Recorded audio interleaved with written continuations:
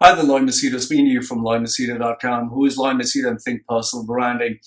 Today, I thought I'd just share my thoughts with you with regards to the midlife crisis that goes on in Dubai, United Arab Emirates. And when I say United Arab Emirates, I'm basically talking about the Middle East in general. And the reason why I bring this up is because I myself have been a second generation expatriate who was based in Dubai, UAE. My parents were there for nearly 50 years of their lives. And then, I saw my friends, I saw my relatives, I saw people that I knew, I grew up with, who finished their schooling and who went into the corporate world of the Middle East, trying to make ends meet.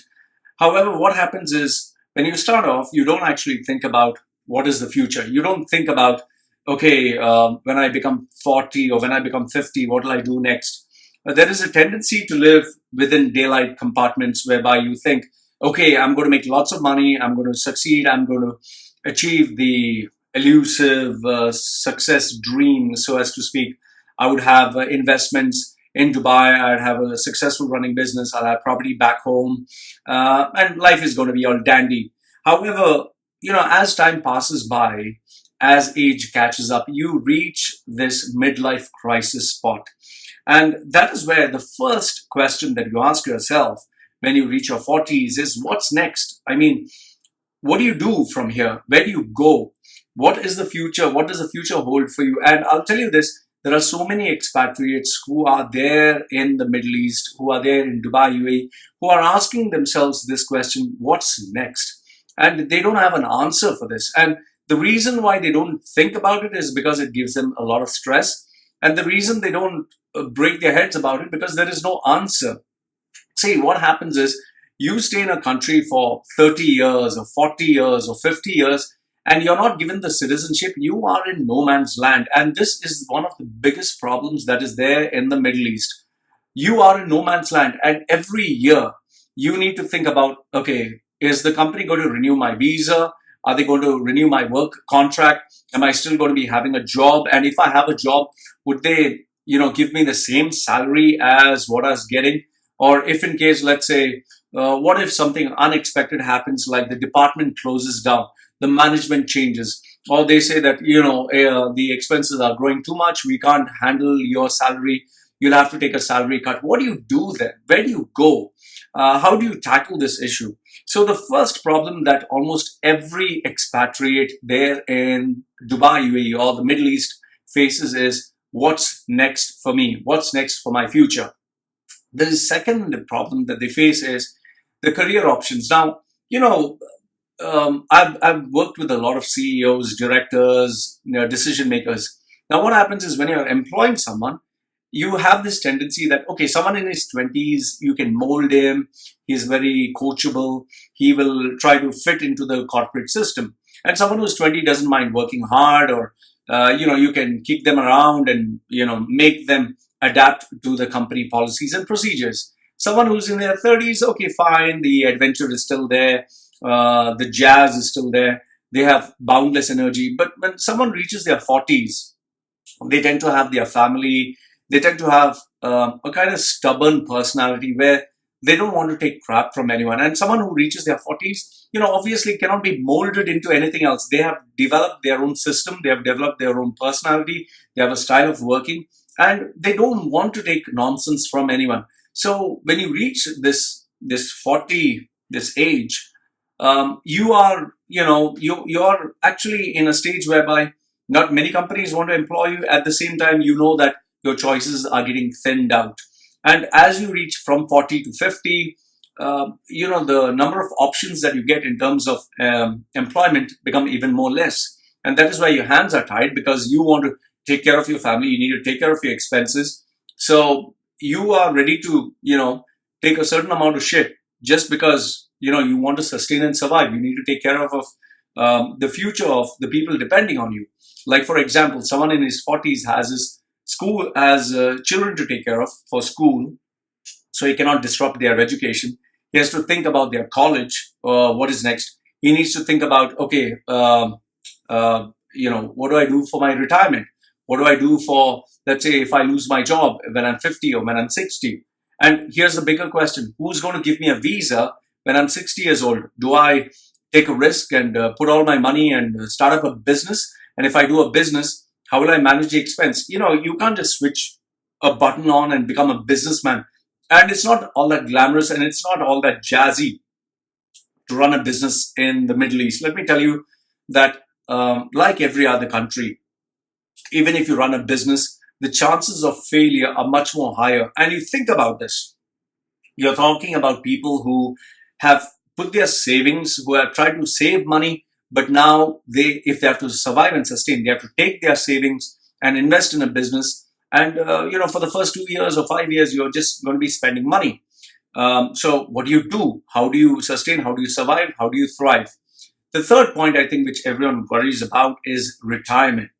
It's very easy to talk about retirement. Okay, I have a property back home, I have a house, I'm going to go back, I'm going to put my legs up, relax in the veranda and just sip a beer and, just enjoy the remaining parts of my days.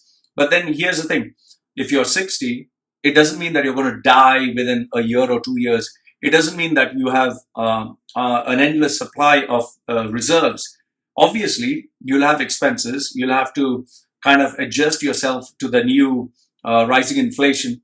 And most probably, the people who retire, they have enough money for maybe 5 years or 6 years, max 10 years. What do you do then? And, for people who retire, they find retirement very difficult because they're used to a schedule. They're used to getting up in the morning. They're used to driving down traffic.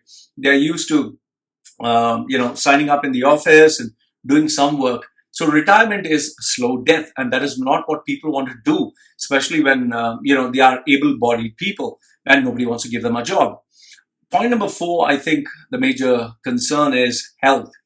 Quite a number of people have a lot of health issues with relation to living a stressful life in the Middle East. Now, that doesn't mean that there is no stress otherwise, but the stress level, I think, stems from a very sedentary lifestyle whereby you sit in one place, you drive in a car, you take the elevator, you hardly use, your feet and your hands to move around, and you can't do anything much in the Middle East because it's very bloody hot.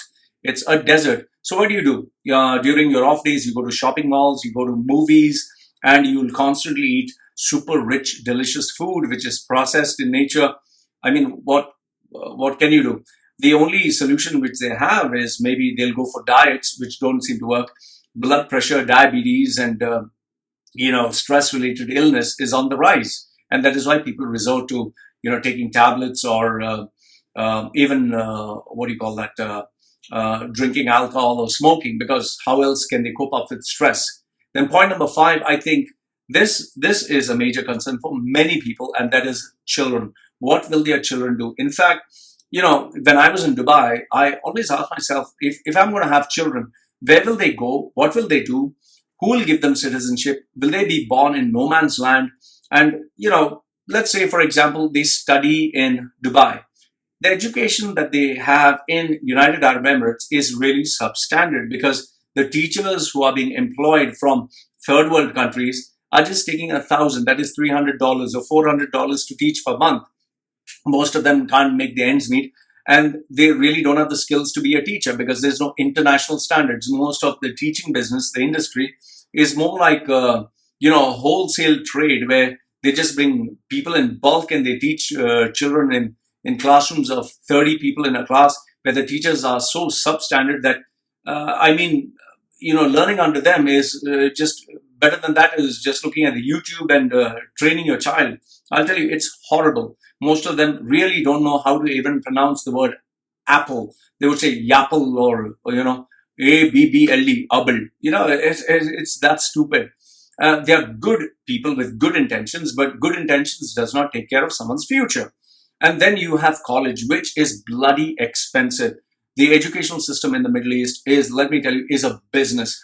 They charge a bomb, and there is no guarantee for employment. There's no recognition for what they do.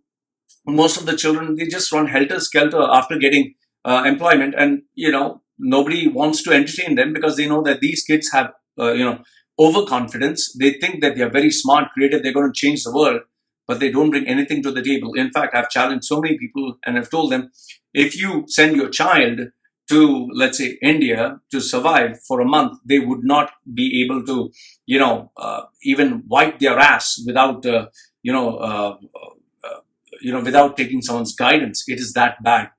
Then you have the insecurities that come with regards to employment. Neither you are safe, nor your children are safe, nor your family is safe.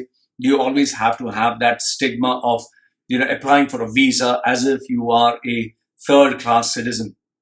Point number 8 is I think the stress and the embarrassment that comes from having to apply for another job.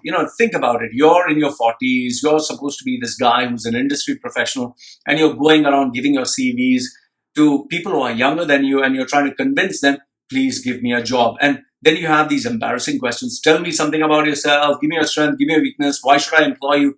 You begin to look at the guy who's sitting across the table who's younger than you and think, just shut the fuck up, man. What the fuck do you know? So, but you can't do anything. You can't say anything. You just have to swallow your pride and just take on whatever comes because you have a family to look after.